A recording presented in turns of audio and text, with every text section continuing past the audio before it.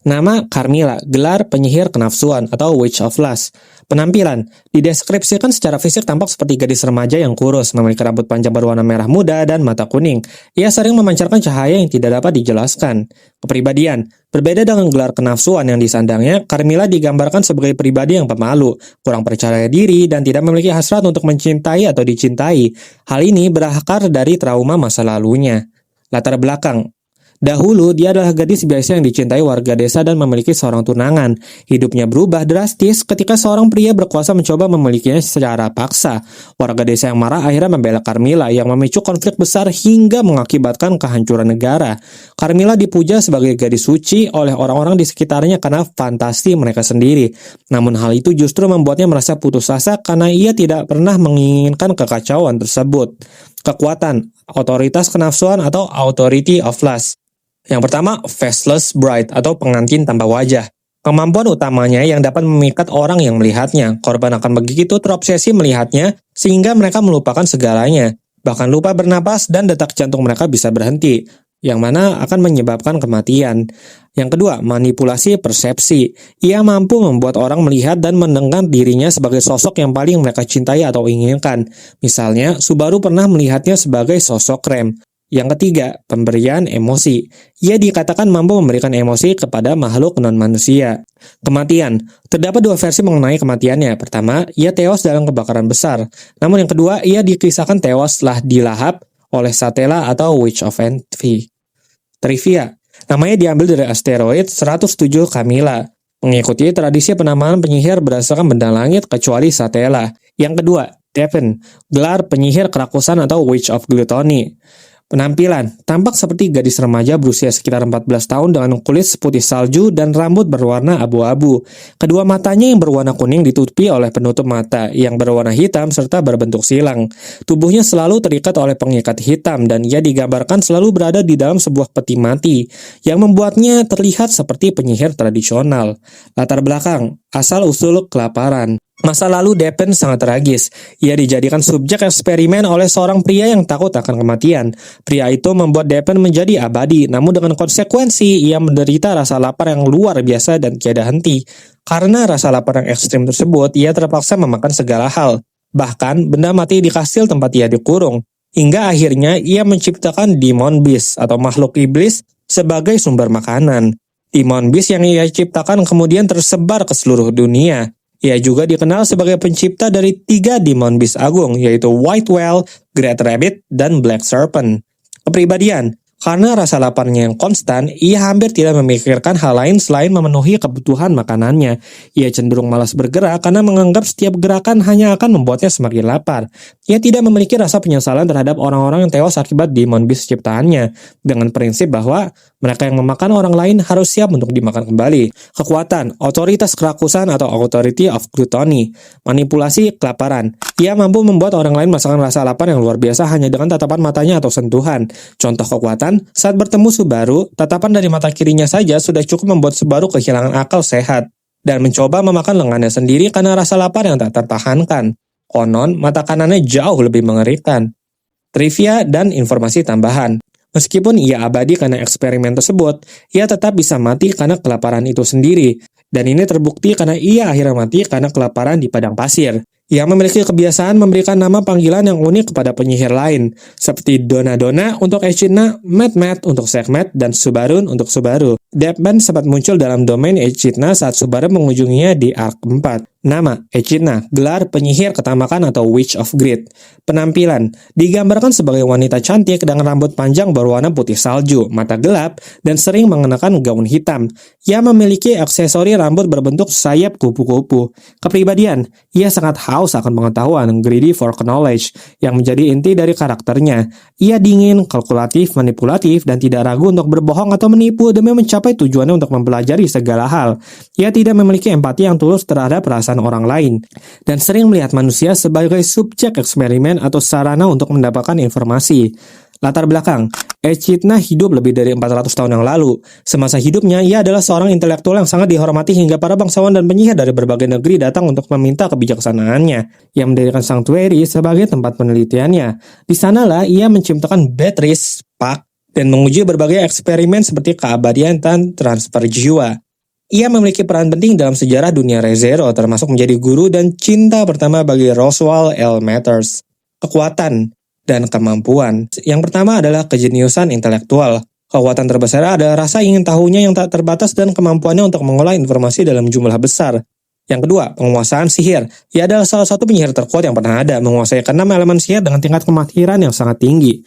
Yang ketiga, otoritas ketamakan atau authority of greed, memungkinkannya mengakses pengetahuan yang amat luas, termasuk memori dunia melalui buku kebijaksanaannya Book of Wisdom. Keempat, penyihir roh. Meskipun tubuh fisik yang telah tiada, ia mampu mempertahankan eksistensi jiwanya di dunia roh, yang berada di dalam makam, dan menciptakan pesta teh untuk berkomunikasi dengan orang yang memiliki faktor penyihir. Peran dalam cerita, Echidna muncul secara signifikan di arc 4 Sanctuary, di mana ia bertemu dengan Subaru Natsuki. Ia mencoba memanipulasi Subaru dengan menawarkan kontrak yang terlihat saling menguntungkan.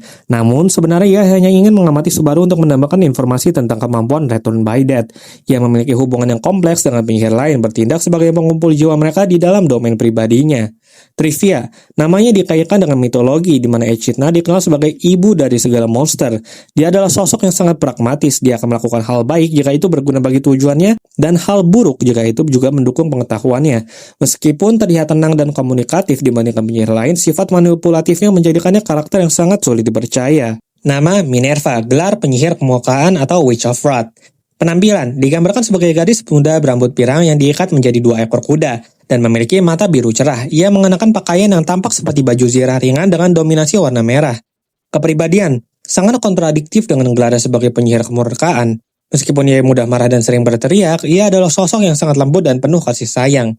Ia membenci konflik dan kekerasan. Kemarahannya sebenarnya berasal dari rasa frustasinya melihat dunia yang penuh penderitaan. Latar belakang, Minerva hidup di masa di mana dunia dipenuhi oleh perang dan kekacauan. Melihat orang-orang terluka dan mati akibat konflik tersebut membuatnya sangat menderita. Ketidakmampuannya untuk mencegah kematian orang-orang di sekitarnya membuatnya sangat marah pada dunia yang tidak adil tersebut, yang akhirnya memanifestasikan kekuatannya sebagai cara untuk menyembuhkan dunia. Kekuatan, otoritas kemurkaan atau authority of wrath. Penyembuhan ajaib. Kekuatannya sangat unik dan ironis. Ia mampu menyembuhkan luka dan cedera fisik secara instan hanya dengan memukul orang tersebut. Konsekuensi kekuatan. Penyembuhan yang ia lakukan tidaklah gratis. Setiap kali ia menyembuhkan seseorang, jumlah energi atau penderitaan yang disembuhkan tersebut harus dibayar dengan terjadinya bencana alam atau kecelakaan di tempat lain di dunia ini. Inilah alasan mengapa ia merasa dunia sangat tidak adil dan mengapa ia selalu marah. Ia menyelamatkan satu orang, namun secara tidak langsung mengorbankan orang lain di tempat lain. Karakteristik unik. Ia adalah satu-satunya penyihir yang secara moral memiliki hati yang paling normal dan baik dibandingkan dengan rekan-rekannya yang lain. Minerva sering terlihat bertengkar atau berdebat dengan para penyihir lain, terutama karena ia tidak setuju dengan tindakan kejam mereka. Namun, ia tetap memiliki ikatan yang dalam dengan para penyihir lainnya. Dia sangat membenci kesia-siaan dari kematian dan penderitaan. Trivia, meskipun memiliki kekuatan penyembuhan yang luar biasa, ia tidak bisa menyembuhkan luka hatinya sendiri atau mengubah nasib tragis di dunia di masanya. Namanya mengikuti konvensi penamaan penyihir lainnya diambil dari benda langit asteroid 93 Minerva. Ia adalah salah satu penyihir yang paling vokal dalam menyuarakan ketidaksukaannya terhadap situasi di dalam pesta teh Echidna.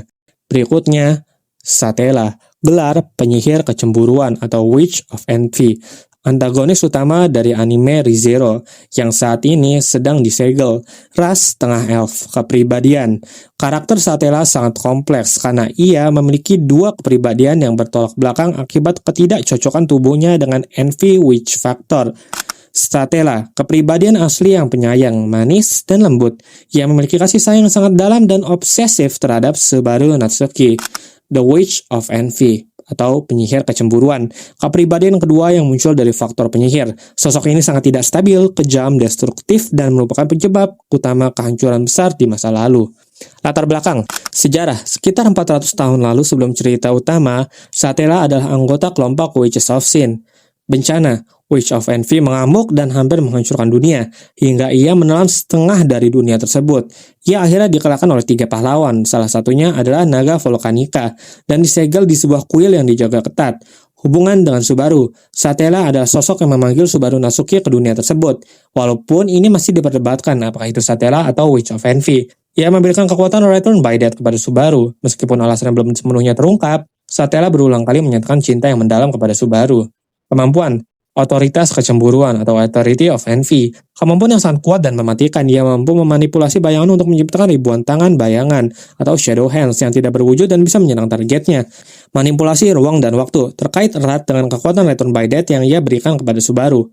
Miasma, kehadirannya memancarkan miasma yang sangat kuat dan beracun. Paparan miasma ini dapat membuat orang kehilangan kewarasan, merusak tubuh, dan membunuh manusia biasa dalam waktu yang amat singkat. Ketahanan, ia memiliki tingkat regenerasi dan ketahanan yang luar biasa. Itulah sebabnya ia tidak bisa dibunuh dan terpaksa harus disegel. Hubungan dengan karakter lain, penampilan fisik, ia memiliki kemiripan fisik yang sangat mencolok dengan Emilia, yaitu berambut perak dan setengah elf. Hal ini sering memicu kebingungan dan teori dari para karakter di dalam cerita maupun penggemar mengenai hubungan keduanya. Witches of Sin, Satella memiliki hubungan yang rumit dengan penyihir lainnya. Para penyihir umumnya takut dan membenci Witch of Envy karena ia yang telah memakan mereka semua. Namun, mereka memperlakukan Satella dengan cara yang berbeda. Trivia, nama. Berbeda dengan penyihir lain yang namanya diambil dari nama asteroid atau benda langit, nama Satella sering dianggap memiliki arti yang berkaitan dengan kata Latin untuk bintang, yaitu stella. Namun ini sering menjadi subjek diskusi penggemar. Kehadiran, meskipun disegel, kekuatan begitu besar sehingga pengaruhnya terasa di seluruh dunia, terutama melalui kultus penyihir atau witch cult yang menyembahnya. Berikutnya, Sekhmet, gelar penyihir kemalasan atau Witch of Sloth. Afiliasi, salah satu dari 7 penyihir dosa besar. Penampilan, wanita dewasa dengan rambut panjang berwarna merah keunguan yang sangat berantakan hingga menyentuh lantai. Kulit dan bibirnya berwarna putih pucat kebiruan yang tidak sehat. Ia mengenakan gaun hitam panjang yang terlihat kusam dan robek. Kepribadian, ia adalah perwujudan dari kemalasan. Sekhmet sangat malas sampai-sampai ia menganggap bernapas pun melelahkan. Ia hampir tidak pernah bergerak dan selalu terlihat lesu. Meskipun malas, ia sangat dewasa dan memiliki sifat yang cenderung netral dalam konflik. Namun bisa menjadi sangat mematikan jika merasa perlu bertindak. Latar belakang, Sekhmet lahir dari klan raksasa yang memiliki ekspektasi tinggi terhadap dirinya. Namun, karena ia tidak memenuhi harapan tersebut, klannya membuangnya dan mengabaikannya. Setelah bertahan hidup di alam liar, ia sempat ditangkap oleh sekelompok pria dan dipaksa bekerja di kota. Di sana, ia belajar tentang kehidupan dan emosi. Namun, karena ia tidak memahami emosi yang ia rasakan, ia justru membantai orang-orang yang telah menangkapnya dan seluruh klannya sendiri. Ia akhirnya mati setelah bertarung melawan naga agung Volcanica 400 tahun yang lalu. Dalam pertarungan tersebut, ia mencoba mendorong sang naga ke air terjun besar agar ia bisa beristirahat. Namun ia sendiri malah yang terjatuh ke dalam air terjun tersebut dan tewas. Kekuatan, otoritas kemalasan, Authority of Sloth. Kekuatan luar biasa. Meski malas, Echidna menyatakan bahwa Sekhmet adalah penyihir terkuat di antara ketujuh penyihir dosa selain penyihir kecemburuan. Manipulasi kekuatan tak terlihat. Ia mampu menggunakan kekuatan yang mirip dengan Unseen Hand milik Betelgeuse, namun dalam skala yang jauh lebih besar, lebih kuat, dan lebih canggih. Ia bisa menciptakan ribuan tangan tak terlihat di segala arah untuk menghancurkan apapun tanpa perlu bergerak sedikit pun. Kekuatan fisik, ia memiliki kemampuan fisik yang luar biasa, mampu mengimbangi kecepatan dan kekuatan naga agung Volcanica. Peran, dalam Arc 4 seakan muncul di Dream Castle milik Echidna. Ia bertindak sebagai sosok yang mengasuh atau melindungi penyihir yang lebih muda seperti Typhon. Kekuatan sejati, karena rasa malas yang ekstrim, ia jarang sekali menggunakan kekuatannya. Jika ia melakukannya secara serius, kekuatannya diklaim mampu mengalahkan seluruh penyihir lain selain Satella hanya dalam waktu 1 menit. Namanya diambil dari asteroid 5381 Sekhmet, dan juga merujuk pada Dewi Perang dalam mitologi Mesir. Status terkini, jiwanya disimpan di dalam kristal oleh Echidna, dan ikut bersama dalam perjalanan Echidna yaitu Omega. Nama, Typhon, gelar penyihir kebanggaan atau Witch of Pride. Penampilan, secara visual ia tampak seperti gadis kecil yang polos dan menggemaskan, sekitar usia 10 tahun, memiliki rambut pendek berwarna hijau gelap dengan potongan bob dan mata merah bulat. Kepribadian, meskipun tampak lugu dan manis, kepribadiannya sangat berbahaya dan tidak terduga. Ia memiliki rasa keadilan yang naif dan menyimpang. Ia tidak menilai seseorang berdasarkan perbuatan jahat mereka, melainkan berdasarkan rasa bersalah di dalam hati mereka. Jika seseorang merasa bersalah, ia akan menganggap orang tersebut sebagai pendosa yang harus dihukum. Latar belakang, ayah Typhon adalah seorang algojo. Sejak kecil, Typhon sering menyaksikan ayahnya menghukum orang lain. Suatu hari, ia secara tidak sengaja memecahkan cangkir anggur milik ayahnya. Karena takut dihukum mati, ia mengakui kesalahannya. Namun, sang ayah justru memaafkannya. Kejadian ini membuat Typhon menyimpulkan bahwa timbangan dosa ada di dalam hati setiap manusia. Pemahaman yang salah ini mendorongnya untuk berkeliling dunia menanyai orang-orang apakah mereka pendosa dan menghukum mereka yang merasa bersalah, bahkan hingga membunuh ayahnya sendiri tanpa niat jahat.